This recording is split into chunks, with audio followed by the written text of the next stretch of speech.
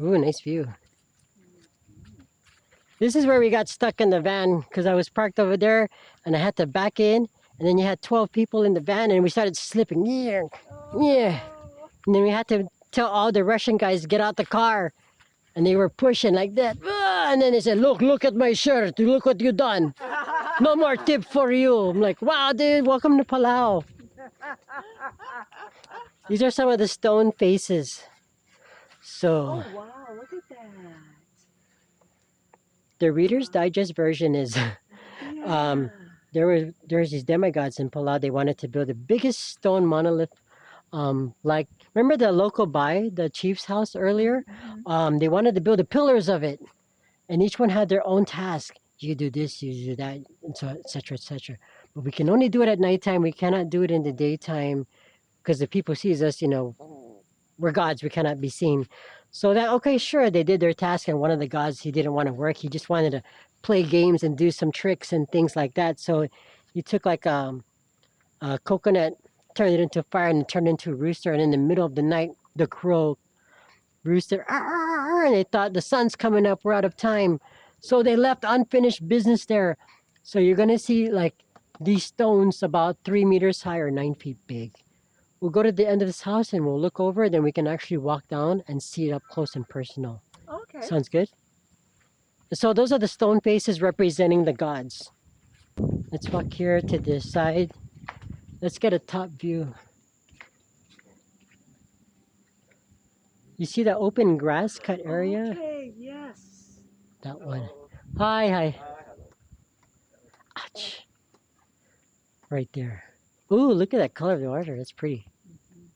I forgot the local and other name for this, but like we call this a Palau Christmas tree because at night when the moon hits, these kind of looks like they light up or something. So it really helps along stone paths and stuff. Yeah, because it's not every leaf. It's like every other leaf's got the white little ornamental. Look at that turquoise color. It's like we're in a living postcard. I agree with you with that one. It's really, just live in the moment. This is a nani tree. They make our fruit with this. If you have like a stomach cramps or this, you can make it. Tastes bad, but it's good for you. Isn't that? Instead of a little bowl of sugar. Pandanus. There's a fruit on that one, the pandanus. Yeah. It's our local Gatorade. Electrolyte. You just drink the juice from it. Yeah, it's kind of hydrating. You can hold the rope if you want to.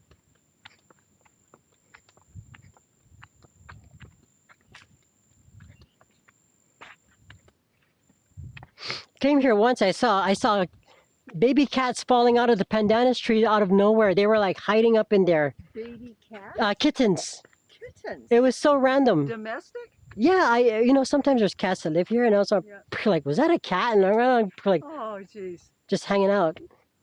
It's raining cats minus the dogs.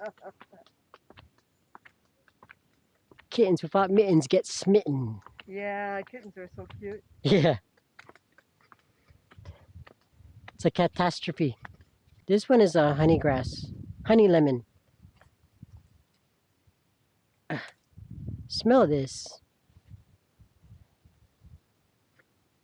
Lemongrass, that's the word. Lemongrass, yeah. Lemongrass, sure, for sure. It smells nice, huh?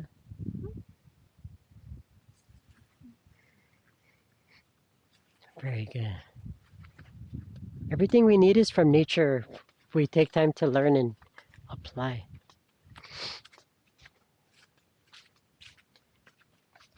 Okay, where's the cocoa beans? The cocoa cacaos in the house.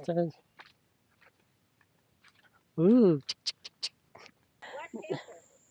And animals? Yeah. No, we don't have those big animals like in Borneo and stuff. We have the only big animal in the jungle maybe is probably a wild boar. That's about it, tusk. But they've been hunted. Animals that I know of that are in the jungle, mostly like birds and snakes, spiders. Nothing kind of come. Oh, we have iguana. Iguana, okay. Monetary lizard. A monitor. Yeah. They can get to like 3 feet, sometimes 3.5, but they're not out to get you.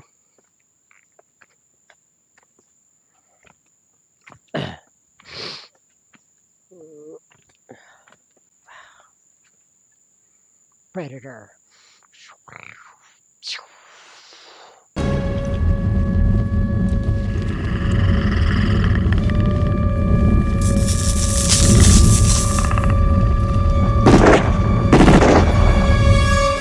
I love the jungle stuff. I love all the shade. This is like a kid's heaven for camping and exploring. I love it. Like, this is it. Or nature. Ooh. Did you hear that sound? No, I have not had Oh, it's okay. anything to You're drink. trying to catch your balance. Sorry. Go ahead.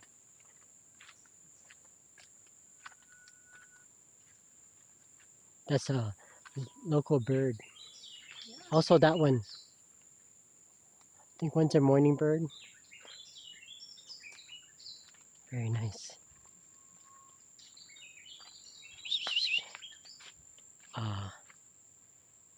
Palau fantail. Fantail, the bird. The bush warbler, green, small. Really? Hi. Oh. Palau, I don't know the Palau name. Palau. Wool. Palau name is wool. Oh. Woo. It's the male and the female singing to each other. Green one, eh? Yeah, but I know. yeah, very small and hiding inside far. That's what it is. Local bird, endemic. Yeah, it's a endemic bird. And the other one is brown. You see the feather go like this. Oh, dancing? Yeah, the one like that one. Palau fantail or morning bird. Sounds like somebody blown through a whistle. Yeah, it does. It does. It does. Like a plastic whistle. When I was young, I wanted to pee in the jungle, but I thought someone was watching me doing that whistling stuff. Like, oh, who's there? I just got it on myself. No, just kidding. It sounds like a human. It does. It does. I was so convinced. I thought it was a human. Wow.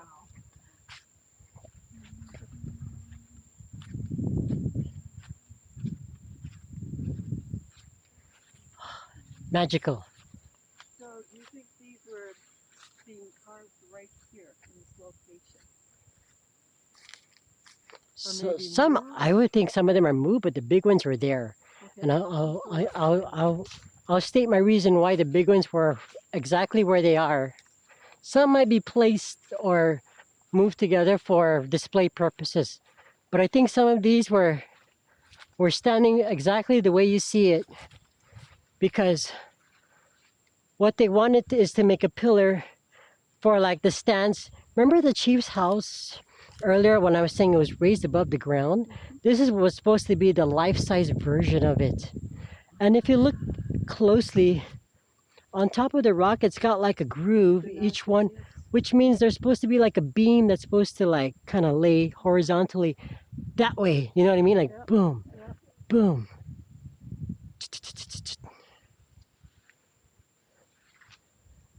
I learned I heard there was an archaeologist here early 1990 or 91, and he had permission to carbon date and dig some more. He said it goes another 9 feet deeper. This is just the surface. This is in order to keep the rocks. You gotta have the rock standing. Right. It's gotta go deeper in order to still hold its balance. You can be in this shade or that shade of the tree, get different points of view, or at the house.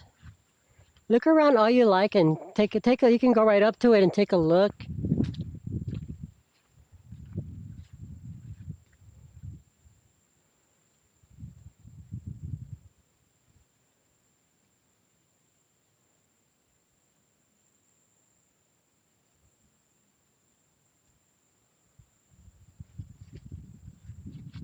And ouch. Amazing how leaves are made smooth one way, but the other side's like sharp and prickly. Like, incredible, yes? Creation stuff.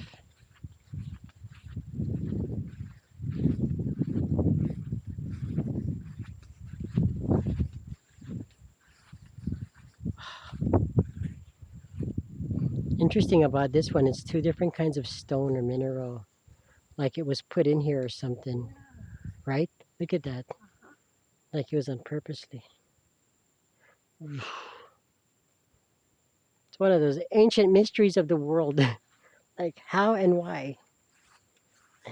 Who did it?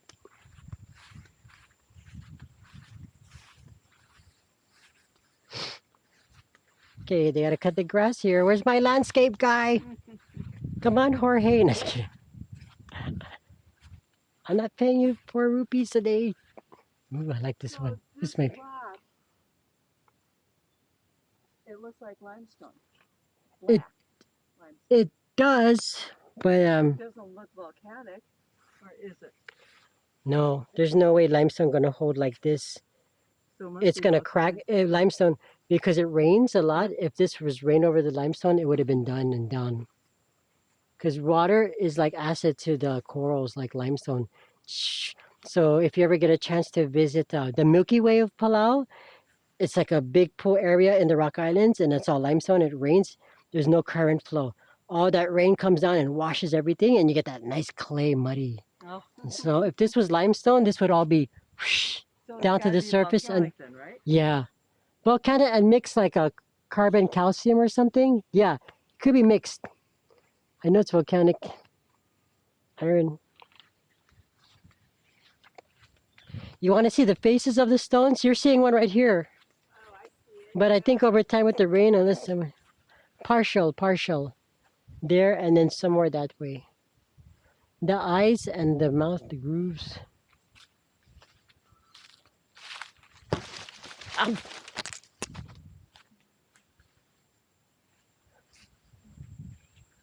this one has a face. Eyes without a face. Got no human grace. Your eyes not a face. This one, that one, and that one. I'm going to point to you 3 places at once. That one has a face, this one has a face, and that one has a face. Okay. There goes there.